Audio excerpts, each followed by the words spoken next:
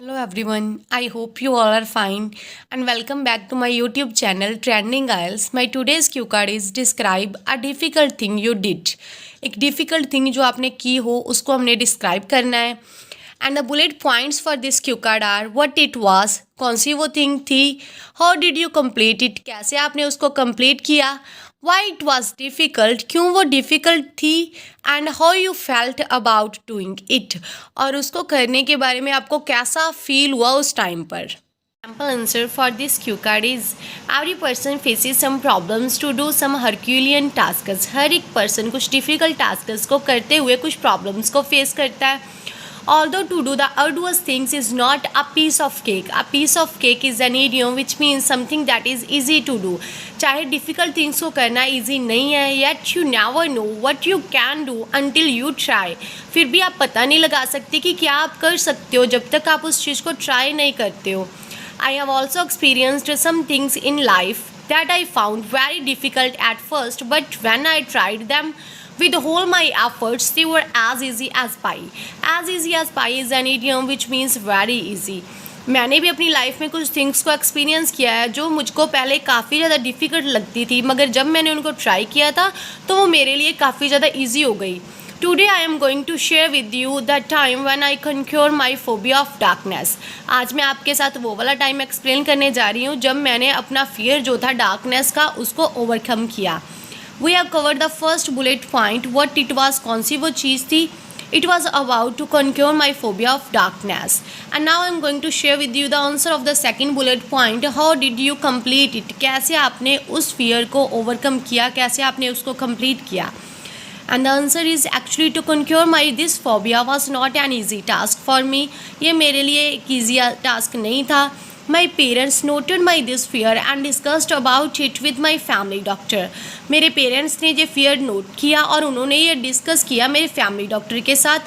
He suggested me that to get rid from this fear I firstly had to face it. उन्होंने मुझको suggest किया कि इस fear से छुटकारा पाने के लिए मुझे फर्स्टली इस fear को फेस करना पड़ेगा.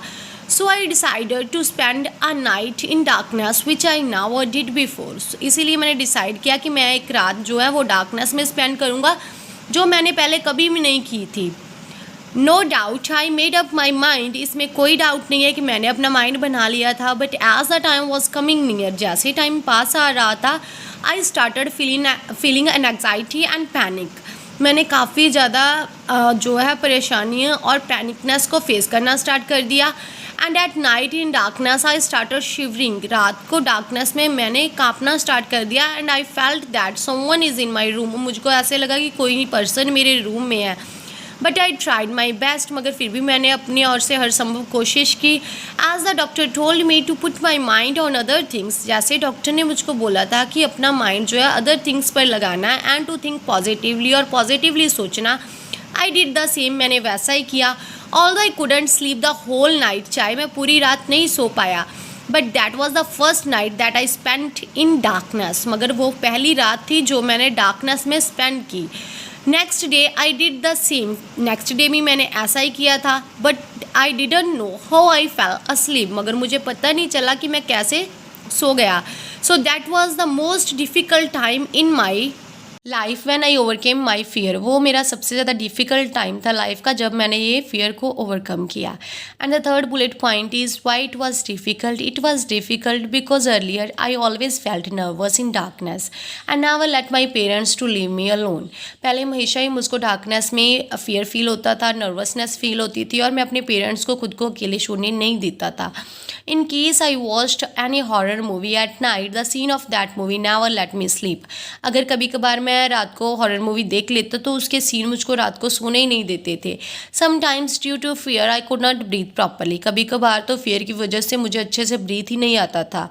Remembering my first day in darkness brings goosebumps to my arms and tears in my eyes. वो फर्स्ट डे जब मैंने डार्कनेस में स्पेंड किया वो अभी भी याद करके मुझको goosebumps आ जाते हैं और tears आ जाते हैं.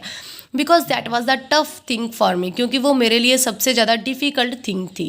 Bullet point is how you felt about doing it. कैसा आपको फील हुआ इसको करने के बारे में.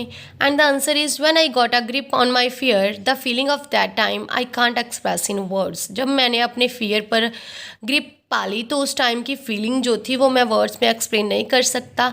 आई felt as happy as Larry means extremely happy, मैं काफ़ी ज़्यादा खुश था। Everyone at my house was happy, हर एक पर्सन मेरे घर में खुश था। एंड दे अप्रिशिएटेड मी, उन्होंने मुझको अप्रिशिएट किया। So this was a time when I did a difficult thing, so यही टाइम था जब मैंने एक डिफ़िकल्ट थिंग को किया। And the sample answer is complete now I am going to share with you the follow up questions of this Q card.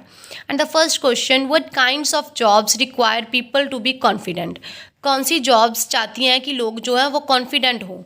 And the answer is I think that all kinds of jobs require a confident person, मुझे लगता है कि हर तरह की job में person का confident होना चाहिए।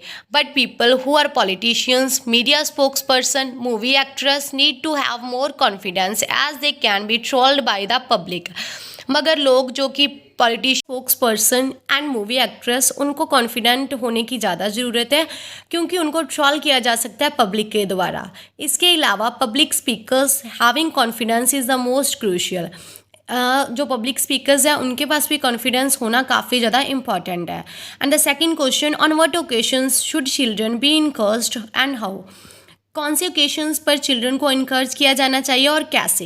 And the answer is children should be encouraged to do those things in which they face failure and hesitation but are beneficial for them, बच्चों को उन चीज़ों को करने के लिए इनकरेज करना चाहिए जिनमें उनको फेलियर फेस होती है और वो हेजिटेशन फेस करते हैं, मगर वो थिंग्स उनके लिए बेनिफिशियल है। Apart from this, they should also be encouraged to win a competition and get high score in exam. इसके अलावा उनको encourage किया जाना चाहिए कॉन्फिडेंस को, कंपटीशन को विन करने के लिए एंड हाई स्कोर्स लेने के लिए एग्जाम्स में।